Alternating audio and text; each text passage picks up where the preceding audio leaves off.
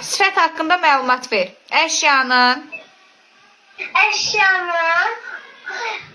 əlamətini bildirən əsas qisminə sifət deyilir. Sifət bu suallara cavab verir. Necə, nə cür, hansı? Afərin. Sifətlər quruluqca neçə yerə bölünür? Mən 3 yerə. Hansılardır? Sadə, düzəltmə, mürəkkəb. Afərin. Sadə sifətlər necə olur? Nümunə denən görün mənə. Məsələn, üçün qırmızı, yaşıl, Afərin sənə. Hündür. Yaxşı. Düzəltmə sifətlər necə olur? Mən düzəltmə sifətlər çəkilişini artırmaqla yaranır. Afərin sən. Məsəl üçün. Məsələn üçün, duzlu, dostdur.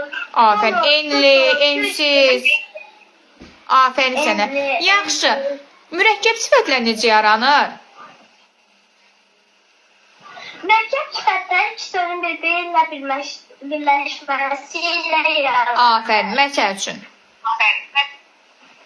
Məsələn üçün, ürəyi açıq, diribaş. Diribaş. Afərin. Yaxşı. Biri fərqlidir. Çoban yastığı, dəvə dabanı, diribaş. Mən diribaş. Afərin. Nə görə diribaş? Çünki diribaş əlamət bildirir. Afərin. Çoban yastığından dəvə dabanı ad bildirir. Ad bildir. Afərin sənə.